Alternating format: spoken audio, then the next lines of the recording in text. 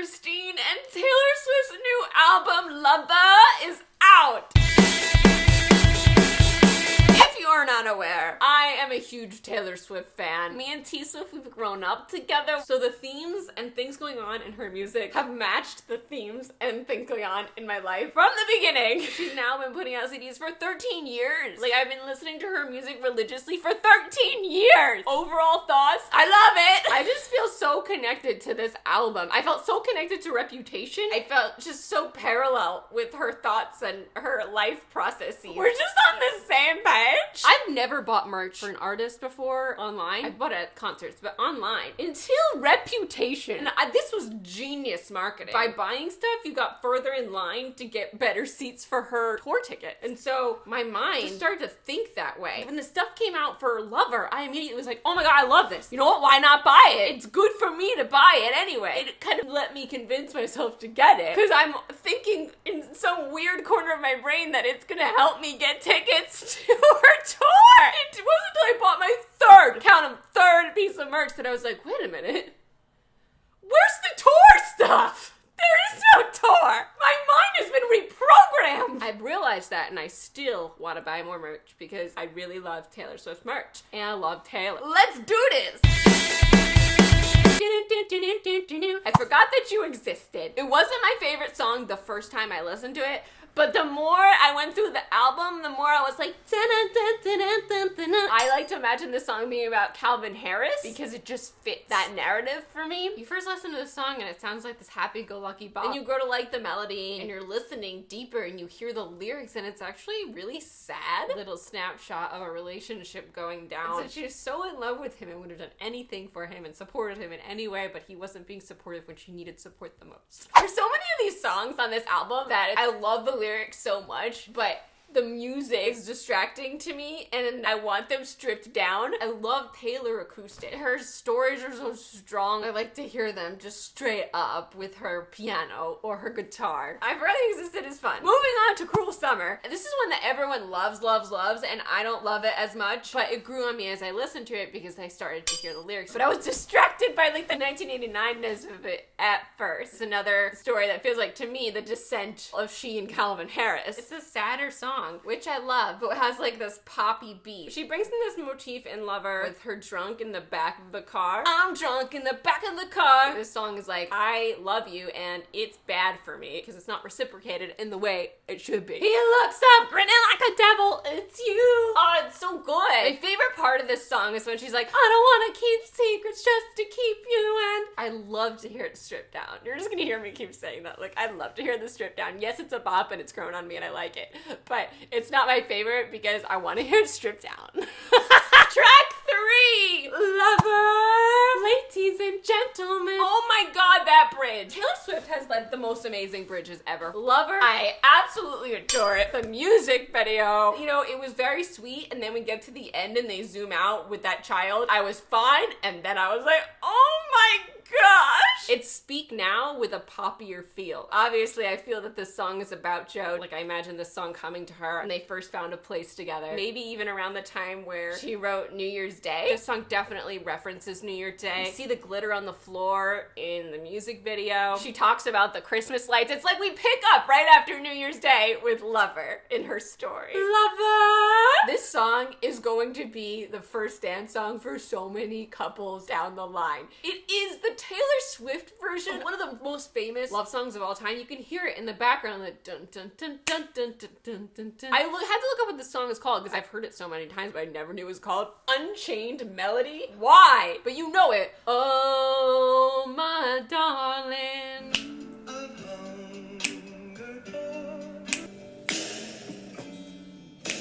You hear it? Track 4, The Man. Dun-dun, dun-dun. I love this song. It's an immediate, but the first time I was listening to it, I had to get up and dance.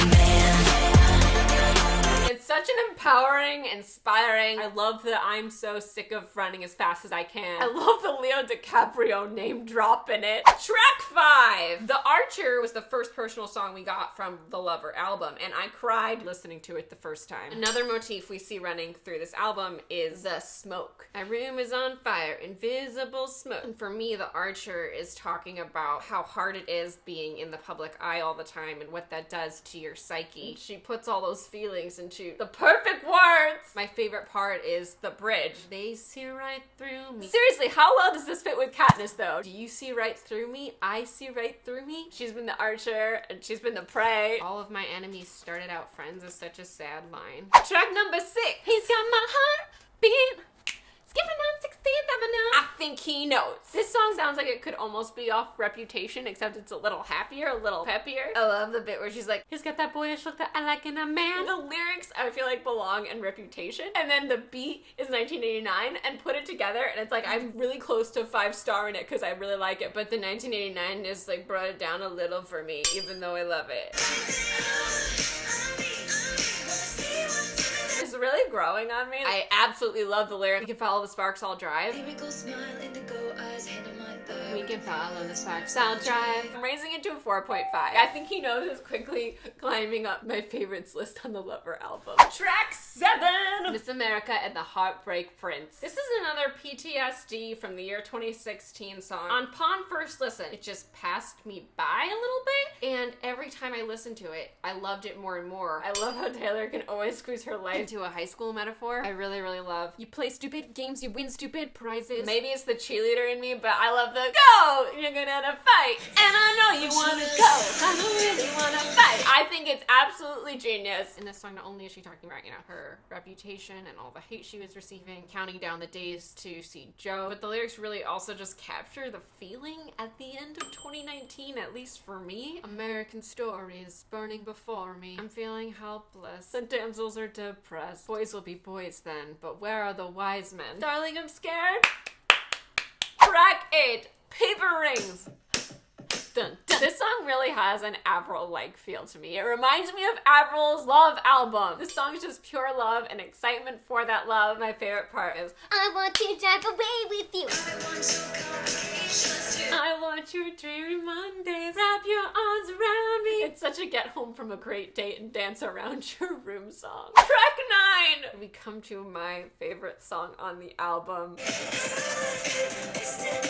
This song and this story and these lyrics are so relatable in so many ways. For every relationship that's going so well, you're terrified that it could end. It's so vulnerable. A+ lyrics, A+ melody. It's the most Taylor Swift song on the album for me. Lover is too, but this one hits me harder because it's something that you don't want to say. I just love it so much. I love the return of the drunk in the car bit, but this time it's weird drunk in the back and something stronger than the drinks at the bar, which I'm interpreting as being drunk in love. In Cruel Summer, it's like she's drunk in the back of the car and she's alone and she's sad, and here they're drunk, we're drunk in the back of the car on something stronger than the drinks at the bar. It's just so good! There's a Reputation reference in this song where she says, then I sat on the roof with you. After she came back, after he showed his hand, that leads right to the king of my heart. Up on the roof with a girl crush, drinking beers out of plastic cups. I mean, like,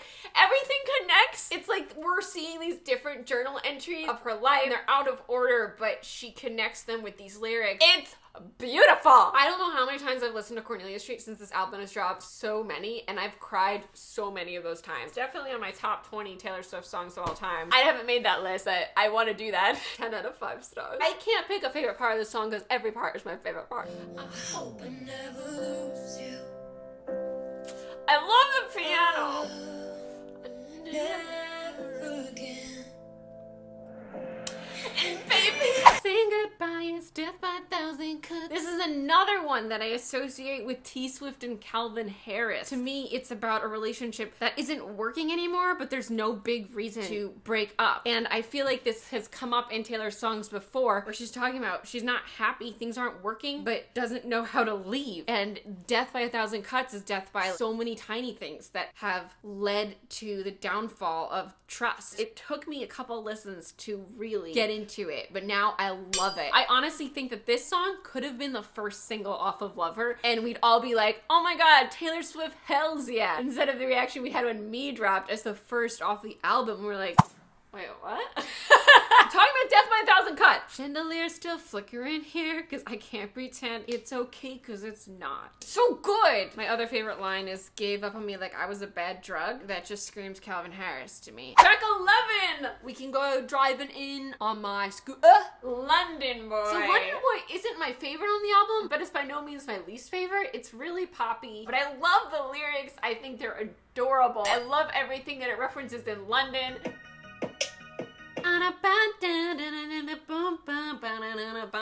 It's definitely growing on me. This is one that I'll probably love like 2 weeks from now. I enjoy walking Camden, drinking in the afternoon. All this drinking Taylor's doing in her songs now, do we think it's been encouraged by the British? Do we think Calvin Harris opened up this world? Honestly, I think it's like a maturity thing where she felt like she couldn't talk about it in her songs until she had reached a certain age. Or maybe it was Calvin. Maybe it was 2016. Moving on. Soon You'll Get Better, the song that Taylor wrote about her mom who is struggling with health issues. And it is so sad. And I was sobbing listening to it. And then for the rest of the album, I just sat staring into space. Very, very sad. It's a beautiful song. You know, you're listening to it, it's sad, and then it really gets you when she's like, 'cause you have to. And when she talks about seeing delusion in the mirror and the part of the bridge, and when she says she pretends it isn't real, and I don't want to keep talking about it because I'm just gonna cry. False God! So the first time I listened through False God, I legitimately didn't hear anything. I don't remember it at all. I was just staring into space and crying. I couldn't focus on the lyrics. This song has a very jazzy feel. There's a brass instrument that I think might be saxophone, but don't know for sure, going on in the background that gives it a very unique vibe to the rest of the album, which I really like. And You Know I Love Me, a religious metaphor. She puts the love they feel into the mold of a religion so beautifully. She's really delving into the struggles of being in a long distance relationship with Joe and how it's hard when they're apart, but it can also be hard when they're together because of their time apart. They might just get away with this. Your religion is my hips. No. Taylor's hips is a recurring theme in this album. I feel like we talk about them a lot, don't we? And the color blue is a recurring theme. What if she called this album Blue? Then she'd have a red and a blue album, and the next one would have to be purple. Because track 14 is Dun Dun Dun. This song has grown on me to the point where like I get really excited when it comes on in the car and just start jamming to it. It's so fun to sing. My favorite part is the bridge that I did not hear till like the millionth time I listened to it. And we see you over there on the internet. And the uh-ohs, they're great. They really grow on you and you're really excited to uh-oh with her. It's a fun vent song for when you're feeling attacked. Instead of yelling back, you just put on You Need to Calm Down. And it calms you down. It's got a great message. It's got a great beat. Track 15, The Afterglow. I love the story of this song. I love the lyrics in this song. I want to hear this song on piano because it took me so many listens to really feel the lyrics. Once I did, I was like, whoa, this is such a great song. And it's one that we don't hear like you hear songs about feeling bad, about instigating an argument, and then realizing you were wrong and admitting, I don't know, you don't really. There's more nuance to this one. It probably has to do with being long distance, and she's paranoid. She mentions this a couple times, being paranoid about him with other people. He got upset because how could she think that of him, and she made it up in her head, and then she felt really bad because she really hurt him. I absolutely love the bridge. Tell me that you're still mine. Tell me. She just cuts open her feelings and lets you see them. Now, this song, The Afterglow, leads right into Me. This song leading into Me changes me. Me by itself feels like this shallow song. After The Afterglow, it sounds like this funny, cheery song that you wrote for someone that you just had a fight with and hurt, to tell them in a cheeky way that you love them. Please take me back. I've given Me 3 stars. It has references to Mine in it. We were all speculating that this was going to be a Speak Now-esque album, and it is in terms of like the vulnerability. And in Speak Now, she's projecting happy relationships that she hopes to have in the future, like these dream relationships, like stay, stay, stay. Lover is like the actual relationship where she's in love, and this is the reality of it instead of the dream of it. But I thought Me was was gonna be the style of Speak Now, and then it came out and it was like this bubblegum song. The reference to Mine is my favorite part. She talks about how he ran after her in the rain, and in Mine, she's talking about this relationship that when she freaked out and left, he came after her and they made it work. And in Me, she's talking about, after the Afterglow and she freaks out for no reason, he comes after her. It's the culmination of that circle. And that's what makes it cool and a great song. But alone, I just don't like Me Alone. After Me comes my least favorite song on the album. Track 17, It's Nice to Have a Friend. I like the music, the island vibe, but there's something about the lyrics that kind of just feels flatter in terms of Taylor Swift songs in general. Like, I love the whole album, I like all these songs. Even Me is a catchy poppy song. It's just in terms of Taylor Swift songs that her bar is way higher in my brain. I'm assuming after listening to this album, it sounds like she and Joe started off as we're friends. And then they accidentally became this, which we learned in Paper Rings. It just feels boring compared to the rest of the songs. And she references the roof again, and her and Joe's thing is they're on the roof. It's just not my favorite. Now, the final song on the album, Daylight. To me, this is about Joe being Taylor's light at the end of the 2016 Hell Tunnel. The smoke motif comes back in here. She cleared the air, she breathed in the smoke, which can be interpreted in a lot of ways. Breathing in the smoke, she took everything they were saying and made it hers. In general, Daylight is another one that hasn't sunk into me yet because the music has blocked my ability to hear the lyrics the way I want to. I've just been saying this so much. I guess I don't love this album as much as I loved Reputation. I feel like the lyrics in this album are so fantastic. Sometimes the music is getting in my way of fully appreciating them and feeling them. I can't sing Daylight. Even though I've heard it so many times, I can't bring it up in my head. This might be a song that grows on me 4 weeks in. There are songs on Taylor's albums that take me so long to listen to in full. Clean on 1989, I think it was a year later that I was finally hey, I like this song. There are so many lines that I've crossed unforgiven. I guess I give Daylight 3.5 stars because I don't love it yet. So my ranking of the songs on Lover as of right now from bottom to top is Nice to Have a Friend, Me, Daylight, Cruel Summer, I Forgot That You Existed, The Archer, You Need to Calm Down, London Boy, False God, Paper Rings, I Think He Knows, The Man, Afterglow, Soon You'll Get Better, Miss Americana and the Heartbreak Prince, Death by a Thousand Cuts, Lover, and then Cornelia Street. Cornelia Street is so good! And that's the album. I'd love to hear your thoughts on Lover as compared to all of Taylor's other albums. If you have any thoughts on anything that I might have said, I'm Christine. I make videos every Tuesday. My book, Again But Better, is available now. The lead character is actually a big Swiftie. So many of these songs go so well with the story. It's a study abroad, coming of age rom-com about a college student who goes to London for a semester. I'll see you next time. Thanks for watching. Goodbye!